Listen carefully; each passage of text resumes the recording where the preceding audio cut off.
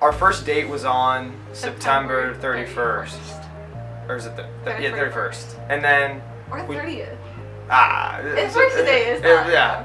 So then I asked her, I guess, to be my girlfriend during homecoming, so that'd be October 14th. We met in Spanish too, my freshman year, sophomore year, and then we were in the same Spanish class. Yeah. Yes. So then I think we were talking, and then we found out like, hey, we live pretty near each other. And we both have dogs, so we're like, hey, let's go for a walk our dogs together, and then from there. Yeah. End of my sophomore year, so that was about on January, February, March, April, May. May 17th, 2016, I have an armband for it. With Valentine's Day coming up, we decided to talk to couples on campus about their plans after high school and how long distance plays a role in their relationships.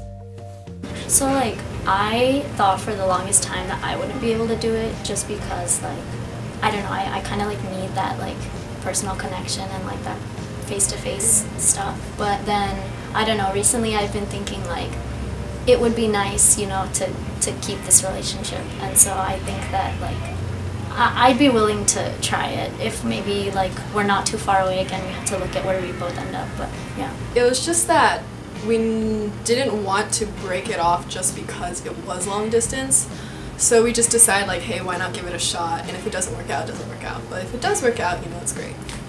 What's like something we talked about was like, oh, yeah, is it really like something that we should like invest in a lot of time in if we're just gonna be leaving? But then we're like, oh no, we're not leaving, so we like might as well put some time and effort into it now. I think it's definitely worth it. So we're both staying in the area, and so we plan on staying together. I get asked a lot like, why did you choose to start something if you know he's gonna go to college and stuff? But I think like you should just live in the moment and then see what happens, because that's like, I feel like that's the best way to just live. Yeah.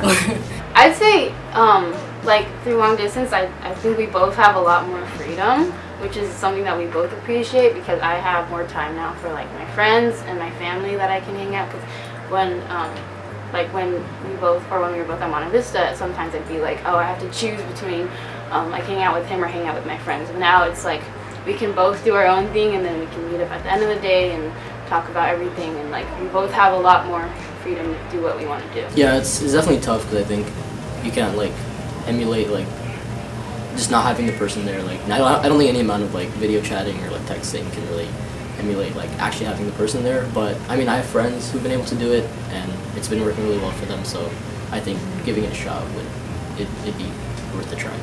I've definitely made an effort to not let like where he is affect like my decision on where I want to go, because we're both still pretty clear on the fact that, you know, we both still have our own lives outside of our relationship, and that's something that we both know, which is good.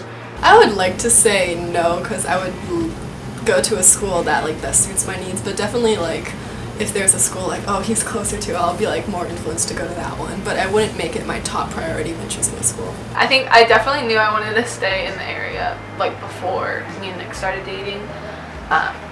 So I guess kind of, not really.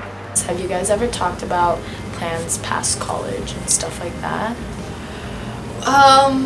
We've joked about it before. We haven't really ever been seriously like, oh, what are we going to do after college? It's more of a, we're just letting things play out. We're not going to get too like, oh, we're going to do this and this and this, but it's more of, we let like the time take its course and stuff, and whatever happens, happens. Like, as in like marriage or something? Yeah.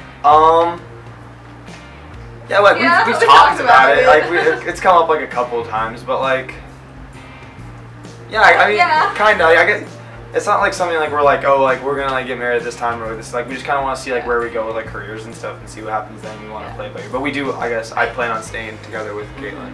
Yeah, and I think a lot of it's just kind of like we both, like you said, we're both planning to stay together, but we're kind of like we want to get comfortable with like our careers and everything before all of that. Because we're still kids, like we're still living in our parents' houses, we're still doing this. Like we don't even know what it would be like for us to live together yet, so it's like we don't. I can't drive yet. It's kind of like she can't drive, so that's kind of another thing. So we don't. Yeah, we don't really know just yet though. For someone considering doing long distance, I would say definitely like talk to your boyfriend, girlfriend, or significant other, and talk about your priorities and make sure that you're both on the same page in terms of actually wanting to go into it. Because like, and I also like go into it knowing that it's not going to be perfect, because like no matter what happens, there's going to be like bumps, there's going to be issues that come up, and like you're going to get frustrated, and sometimes you're going to be, it's a lot easier to be like petty when it's long distance, because you can just ignore the person and you can't really see them the next day. But just as long as you guys both know that like, or there's a mutual feeling that you want to continue, I think that's like a good sign that like, you know, you can, that it'll work no matter what happens.